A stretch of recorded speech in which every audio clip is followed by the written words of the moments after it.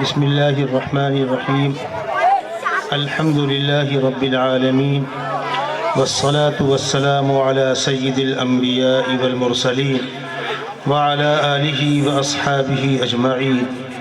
أما بعد فأعوذ بالله من الشيطان الرجيم. بسم الله الرحمن الرحيم. إنما يخشى الله من عباده العلماء. صدق الله مولانا العلي العظيم. وقال رسول الله صلى الله تعالى عليه وسلم: كل مولود يولد على الفطرة فأبواه يهودانه أو ينصرانه أو يمجسانه أو كما قال صلی اللہ علیہ وسلم. معزز علماء کرام، حاضرین مجلس، آپ کی بستی کا یہ بہت ہی پیارا مکتب، جس میں بچوں اور بچیوں کو دینی تعلیمات سے آراستہ کیا جا رہا ہے، بچوں کی اس کچی عمر میں ان کو آپ جس جانب ڈھال دیتے ہیں اس جانب یہ ڈل جاتے ہیں. انسانی فطرت ہے، انسانی مزاج ہے. اسلامی اصول یہ ہے کہ جب بچہ یا بچی پیدا ہو تو اس کے دائیں کان میں اذان کہو اور بائیں کان میں اقامت کہو. کچھ نادان کہتے ہیں مولوی صاحب کیا وہ سمجھتا ہے؟ وہ سمجھتا ہو نہ سمجھتا ہو، لیکن آپ تو نہیں سمجھتے، اعتراض کیوں کر رہے ہو؟ ہم اذان کیوں دے رہے ہیں کان میں؟ سمجھانے کو نہیں دے رہے. یاد رکھیے گا، جس طریقے سے کسی بھی عمارت میں زمین کے اندر 8 فٹ 10 فٹ 12 فٹ جو ہم اندر تک جاتے ہیں، عمارت نیچے ہے کہ اوپر؟ عمارت تو اوپر ہے، تو نیچے کیوں جا رہے ہو؟ ارے نیچے اسی لیے جا رہے ہیں تاکہ اوپر بن سکے. بات سمجھ میں آ رہی ہے؟ بچہ دنیا میں آتا ہے، آنکھ کھولتا ہے، اب جن چیزوں کو دیکھتا ہے وہی چیزیں اس کے دماغ میں بیٹھتی ہیں، جن چیزوں کو سنتا ہے وہی چیزیں اس کے دماغ میں بیٹھتی ہیں. پھر آہستہ آہستہ آہستہ آہستہ آہستہ آہستہ ایک دن بولنا شروع کرتا ہے. اچھے ماحول میں، مہذب سماج میں آپ جناب کر کے بات کرتا ہے، اور غیر مہذب سماج میں بیٹے کر کے بات کرتا ہے، گالیاں بکتا ہے. ماں باپ اگر دیندار ہیں تو نماز پڑھنے کی نقل کرتا ہے، روزے کی نقل کرتا ہے، اور وہ اگر بددین ہیں تو جن تماشوں کے اندر وہ لگے ہیں بچہ بھی اسی میں لگ جاتا ہے. اور آسان زبان میں کہوں، دنیا کے مختلف علاقوں میں مختلف زبانیں بولی جاتی ہیں. ہم کو اور آپ کو زبان سیکھنی ہے جو زبان نہیں آتی، لیکن اس علاقے کے بچے کو زبان سکھانی نہیں ہے. جب زبان کھلے گی تو وہی بولے گا. ایک بچہ انگلستان میں پیدا ہوتا ہے، جب زبان کھولے گا تو انگلش بولے گا. ایک ایران میں، افغانستان میں پیدا ہوتا ہے، جب زبان کھولے گا تو فارسی بولے گا. ایک عرب میں پیدا ہوتا ہے، جب زبان کھولے گا تو عربی بولے گا. الگ الگ علاقوں میں، کیرل ہے، مدراس ہے، تامل ناڈو ہے، آپ کا تلنگانہ ہے، آپ کا مہاراشٹر ہے، کہیں مراٹھی، کہیں ہندی، کہیں آسامی، کہیں بنگالی، کہیں کنڑ، کہیں تیلگو. یہ زبانیں ایک ہی ملک کے اندر بولی جا رہی ہے. کیا ان بچوں کو بھی زبان سکھانی پڑتی ہے؟ نہیں. کیوں؟ کہ جو 1.5-2 سال کا عرصہ گزرا ہے، اس میں اس نے جو سنا ہے وہی دماغ میں بیٹھا ہے، اور جو دماغ میں بیٹھا ہے زبان پر وہی آئے گا. یہ طے ہو گیا، طے ہو گیا. جب دماغ میں بیٹھنے ہی والی چیز زبان پہ آنے والی ہے تو کیوں نہ ہم پہلی بات خدا کی خدائی، رسول کی رسالت کی بیٹھا لیں. ہم فاؤنڈیشن کا پہلا اینٹ اشہد ان لا الہ الا اللہ واشہد ان محمد رسول اللہ کیوں نہ رکھیں؟ حی علی الصلاۃ، حی علی الفلاح کیوں نہ رکھیں؟ اب سمجھ میں ہے اذان کیوں دی جاتی ہے؟ حدیث شریف میں ہے، بچہ لاکھ چھوٹا ہو، آپ حضرات بھی سنیے، مائیں بہنیں بھی سنیں، بچہ لاکھ چھوٹا ہو، 2 مہینے کا ہے، 4 مہینے کا ہے، اس کے سامنے کوئی ایسا عمل جو خلاف شرع ہو وہ مت کرو. اس کے سامنے کوئی ایسا عمل جو مہذب سماج میں بے حیائی شمار ہوتا ہے وہ مت کرو، اس کے سامنے جھگڑا لڑائی مت کرو، گالم گلوج مت کرو۔ وہ ابھی نہیں سمجھ رہا لیکن انہی باتوں کو کیچ کر کے جمع ہو رہا ہے۔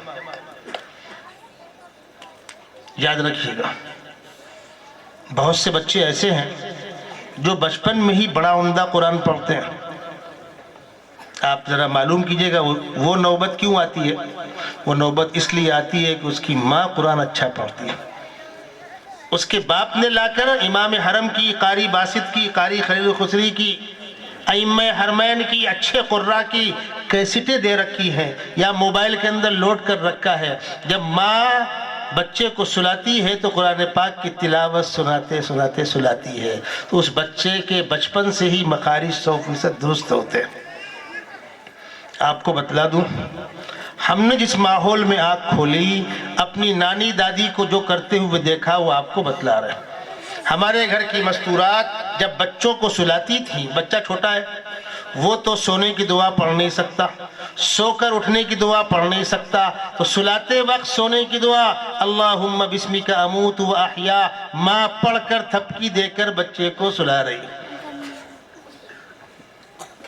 لوریاں اچھے کلمات کی، سو جا سو جا میرے آنکھ کے تارے، سو جا میرے لال، گانے قوالیاں نہیں، تماشے بازیاں نہیں، صحابہ اور صحابیات کے واقعات سنا کر بچہ سو کر اٹھا، الحمدللہ الذی احیانا بعدما اماتنا والیہ النشور۔ دسترخوان پر بچہ بیٹھا، چھوٹے بچے دایاں ہاتھ بھی مارتے ہیں، بایاں ہاتھ بھی مارتے ہیں، تو ماؤں کی ذمہ داری ہے کہ بچوں کو سمجھائے کہ بیٹا بایاں ہاتھ جو ہے وہ گندگی والا ہے، دائیں ہاتھ سے کھانا کھاتے ہیں۔ ایسا ہو سکتا ہے کہ بچے نے بائیں ہاتھ پہ اٹھا لیا، نہیں بیٹا اس ہاتھ میں لو۔ جب ماں اس کی تربیت کرے گی تو چونکہ بچہ ماں کا دودھ پیتا ہے، اور یہ بات بھی یاد رکھیے گا بچہ ماں کو اپنا ہمدرد سمجھتا ہے اصولی طور پر۔ اس بات کو بھی سمجھا دوں، جب بچہ پیدا ہوتا ہے تو وہ کسی کو نہیں پہچانتا، نہ ماں کو، نہ باپ کو، نہ بھائی کو، نہ گھر والوں کو، لیکن اس کی ضرورتیں کون پوری کرتا ہے؟ ماں۔ دودھ کس نے پلایا؟ ماں نے۔ گندگی صاف کس نے کی؟ ماں نے۔ گود میں کس نے لیا؟ ماں نے۔ بچہ رویا تو بے قرار کون ہوا؟ ماں۔ تو بچے کے ذہن میں یہ بات بیٹھتی ہے کہ یہ میری ہمدرد ہے۔ ابھی وہ جانتا نہیں کہ میری ماں ہے، لیکن یہ میری ہمدرد ہے۔ پھر گھر میں باپ آئے، باپ کا احترام ہے، بچے بھی احترام کر رہے ہیں، ماں بھی احترام کر رہی ہے، تو اس بچے کے ذہن میں یہ بات بیٹھتی ہے کہ یہ میرے گھر کے ذمہ دار ہے، جن کا میری ماں احترام کرتی ہیں یقیناً سب سے بڑے وہی ہوں گے۔ اور جن گھروں میں ماں باپ میں کٹ کٹ چلتی رہتی ہے، بچوں میں بغاوت پنپتی ہے، یاد رکھیے گا جس گھر میں شوہر بیوی ایک دوسرے کا احترام کرتے ہیں، حقوق ادا کرتے ہیں، اللہ کی رحمتیں نازل ہوتی ہیں، فرشتے دعائیں دیتے ہیں، اور بچوں کے ذہن میں ماں باپ دونوں کا احترام ہوتا ہے۔ اور جہاں کٹ کٹ چالو ہے، باپ نے بیٹے کو ڈانٹا تو ماں نے آڑ لے کر کہا یہ تو ڈانٹتے ہی رہتے ہیں ہمیشہ، یعنی بچے کو باپ کے خلاف پناہ دے رہے ہیں۔ بہت خوش بچہ میرے سائیڈ لے گا، ارے تیرا سائیڈ لے گا، اس کا سائیڈ لے گا۔ یاد رکھیے گا، تو بچے کے ذہن میں یہ بات بیٹھی ہوتی ہے کہ میری ہمدرد میری ماں، اور چونکہ بچے نے دودھ ماں کا پیا ہوتا ہے تو اس کی خون کی رگوں میں جو خون دوڑ رہا ہے اس خون کا حصہ ماں کا دودھ ہوا۔ اس لیے ہر بچہ اپنے ماں کی بات کو بہت اہمیت دیتا ہے۔ اب ماں کی ذمہ داری ہے کہ بچے کی صحیح تربیت کرے۔ اور میں آپ کو بتلا دوں، مکتب میں آنے والا بچہ اس وقت تک پابندی نہیں کر سکتا جب تک اس کی ماں کا سپورٹ نہ حاصل ہو۔ ماشاءاللہ آپ کا مکتب مجھے اچھا لگا، لیکن میری مسجد میں بھیونڈی میں جہاں میں جمعہ بیان کرتا ہوں، بڑی جگہ ہے، بڑا نظام ہے تعلیم کا۔ ایک تو ہمارا ادارہ ہے مدرسہ سراج العلوم درس نظامی کا، بڑا معیاری ادارہ ہے، وہ الگ ہے۔ جہاں میں جمعہ بیان کرتا ہوں وہاں مکتب کا بہت بڑا نظام چلتا ہے، شاید ڈسٹرکٹ تھانے کا بڑا نظام ہوگا مکتب کا وہ۔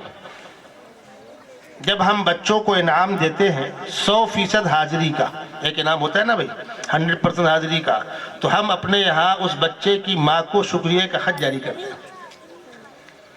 آپ کے تعاون کے بغیر یہ ممکن نہیں تھا، ہے الحمدللہ، یہ ہونا چاہیے۔ ہم اس کی ماں کو یہاں پر بلا کر تو اعزاز نہیں پیش کر سکتے، لیکن مدرسے کے پیڈ پر، مکتب کے پیڈ پر خوشنما لکھ کر بھیج سکتے ہیں۔ اس کا بھی غریب کا دل ہے، وہ بھی اس کو لیمینیشن کرا کے رکھے گی تو اور عورتوں کو حوصلہ ملے گا۔ بچوں کے مکتب میں آنے میں جو تو ماں باپ دونوں کا تعاون ہوتا ہے، لیکن چونکہ باپ بیچارہ باہر کمانے نکل گیا، گھر کا نظام تو عورت دیکھتی ہے۔ مبارکباد کی مستحق ہے ہماری وہ بہنیں جنہوں نے اپنے بچوں کو پابندی کے ساتھ یہاں بھیجا، جن کے بچوں نے صحیح قرآن پڑھنا سیکھا، دعائیں سیکھی، کلمات سیکھے۔ اور اگلی بات سن لیجئے، اس کچی عمر میں دماغ میں جو باتیں بیٹھ جائیں گی زندگی بھر کوئی اس کو نکال نہیں سکتا، اور اس کچی عمر میں اگر خدا نہ خواستہ گمراہی بیٹھ گئی تو اس کو نکالنا اتنا ہی مشکل ہے۔ خشت اول چون حد میں مار کج تاثر ایامی رود دیوار کج۔ اسی لیے جب آپ تعلیمی اداروں کی منظوری لینے جائیں گے تو سب سے مشکل ہوگا آپ کے لیے اسلامی ماحول میں۔ اگر آپ پرائمری اسکول کی منظوری لے رہے ہیں چپلیں گھس جائیں گی۔ اونچے کلاسوں کی منظوری آسانی سے ملتی ہے، لیکن ان چھوٹی عمر کے بچوں کو پڑھانے کے لیے اگر آپ مدرسے کے اندر، مدرسے کے نام کے تحت اسلامی پہچان کے ساتھ آپ نے کسی مکتب کے ساتھ رجسٹریشن کرانا چاہا تو رکاوٹ ڈالی جائے۔ کیوں؟ وہ اسی عمر میں بچوں کو گمراہ کرنا چاہتے ہیں۔ تعلیم کے نام پر ماں کی ممتا اور ماں کی گود چھیننا چاہتے ہیں۔ اور یاد رکھیے گا، اگر بچے کو ماں کی ممتا اور ماں کی گود نہیں ملی تو یہ جوان ہونے کے بعد اپنے ماں باپ کے مقام کو نہیں پہچانیں گے۔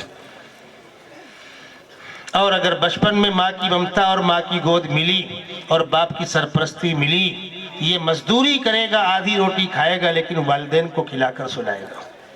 یاد رکھیے گا، آج جو خبط سوار ہے نا، 3 سال کا بچہ ہوا ڈال دو فلاں اسکول میں اس کا سخت مخالف ہوں۔ میں بالکل اتفاق نہیں کرتا۔ اگر گھر کا ماحول قابو کا ہے کوئی ضرورت نہیں کسی اسکول کی، شروع کی تعلیم خود دیجئے، وہ وقت بچے گا، قرآن پڑھائیے۔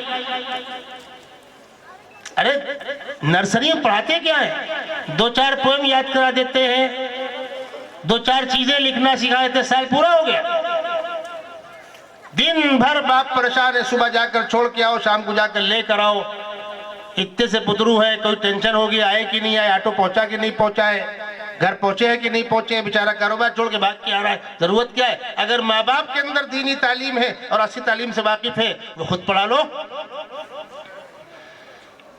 اور ہو سکتا ہے بعض لوگوں کو میری بات سمجھ میں نہ آئے، میں پوری گارنٹی کے ساتھ کہتا ہوں جو لوگ مجھ سے واقف ہیں، ہم نے اپنے گھر کے بچوں کو ایسے ہی پڑھایا، کوئی ناممکن نہیں، سب ممکن ہے۔ اس کچی عمر میں بچوں کے وقت کا پورا استعمال کریں۔ میں آپ کو واقعہ سناؤں، جب میرا بیٹا 4-5 سال کا تھا میں نے اس کو اردو پڑھنا سکھایا۔ اس وقت 3 اردو اخبار لگائے میں نے گھر میں۔ اس وقت اردو نیوز، اردو ٹائمز الگ الگ نہیں ہوا کرتے تھے، اس وقت اردو ٹائمز ہی ہوا کرتا تھا، انقلاب، اردو ٹائمز اور سہارا۔ 3 اخبار صرف اس لیے لگائے تھے کہ بچہ پڑھے گا۔ اور 7-8 سال کی عمر میں پہنچتے پہنچتے وہ کسی بھی کتاب کو بے تکلف پڑھتا تھا۔ میں تھک کر آیا کہ لیٹ گیا، بیٹا فلاں کتاب کھولو سناؤ۔ ہزار صفحات پڑھانے کے بعد اردو زبان پختہ ہوتی۔ آج رونا ہے، 10ویں پاس ہو گئے، اردو برابر نہیں ہے، فارسی برابر نہیں ہے، تلفظ درست نہیں ہے۔ اس عمر میں میں نے بچے کو ڈکشنری دیکھنا سکھایا، عربی اول اور دوم میں۔ ناممکن کچھ بھی نہیں ہے۔ اگر آپ کو درد ہو، آپ کو سلیقہ ہو، ہمارے والد صاحب رحمۃ اللہ علیہ خود بڑے اچھے ادیب تھے، ہم کو بچپن میں انہوں نے سکھایا۔ ہم 4 بھائی، چاروں حافظ قرآن ہیں، ہم نے مکتب کا منہ دیکھا ہی نہیں ہے۔ مکتب کہتے کس کا معلوم ہی نہیں ہے، ہم نے ہماری والدہ سے پڑھا ہے۔ ناممکن کچھ بھی نہیں۔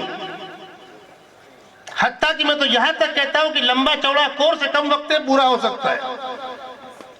تو مرغوبیت کی کوئی ضرورت نہیں ہے.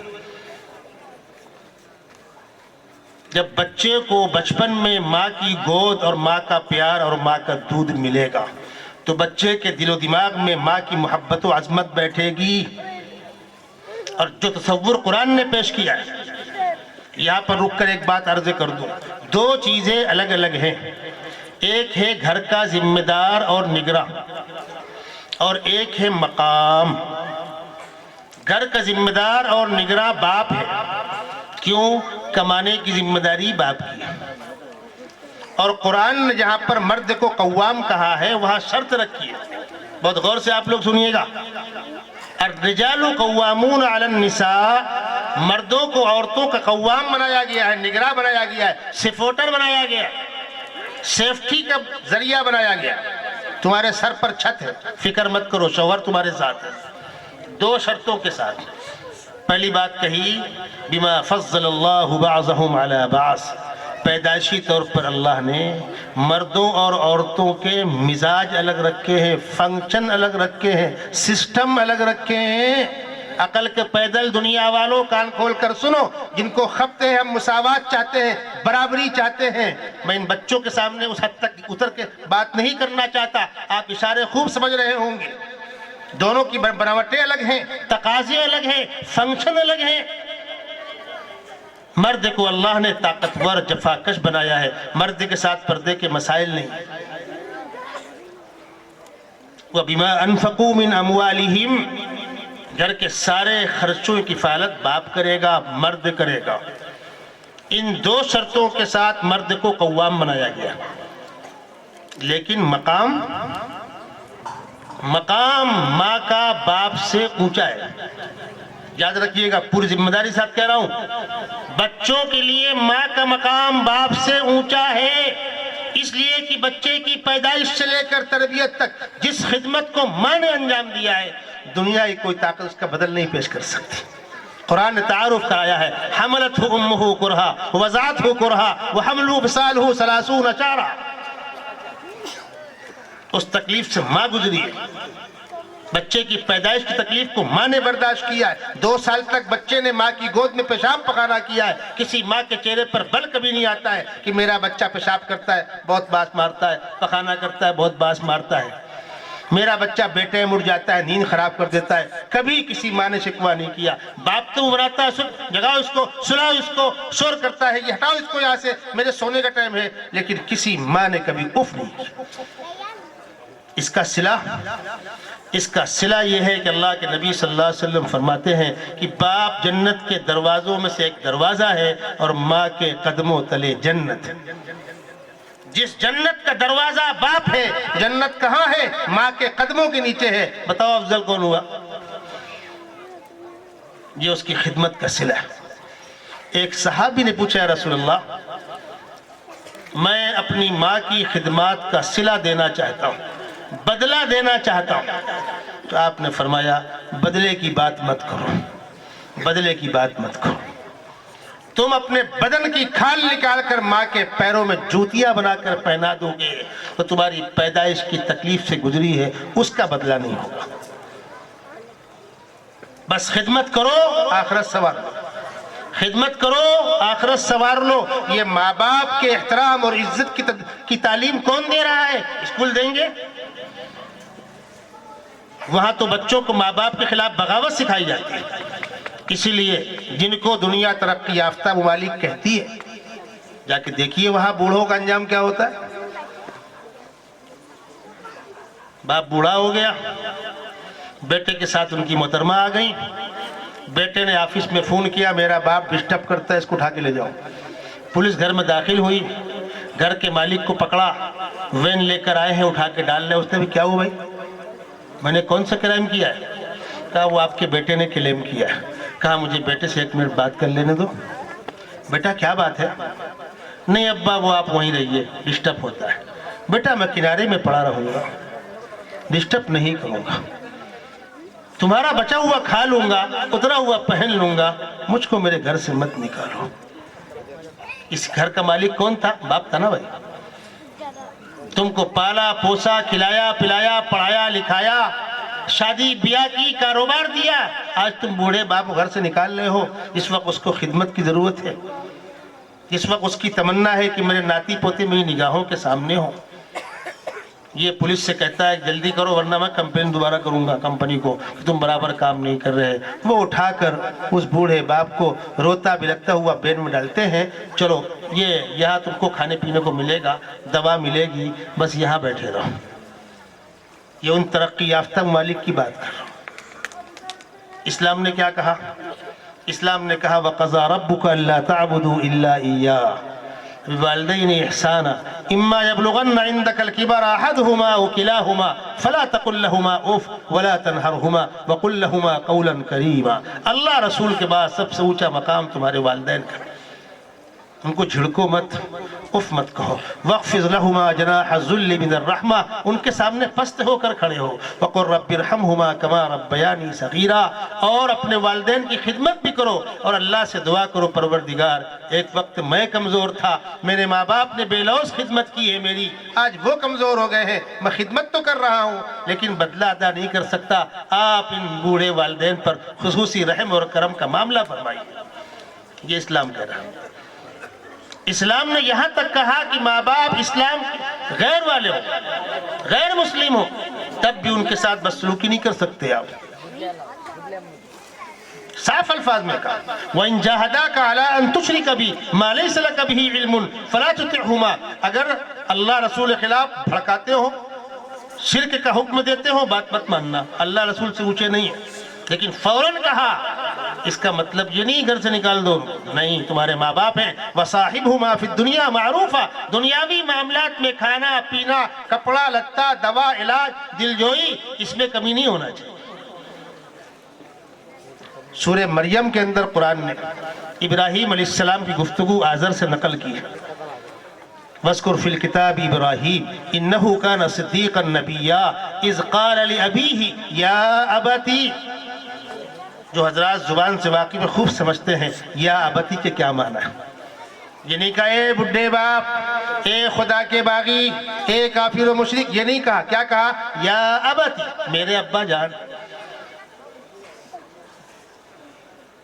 إنه كان صديقا نبيا إذ قال لأبيه يا أبتي لم تعبد ما لا يسمع ولا يبصر ولا يغني عنك شيئا۔ ابا جان، آپ بے جان چیزوں کی پوجا کرتے ہیں، کیا حاصل ہے اس کا؟ باپ بیٹے میں گفتگو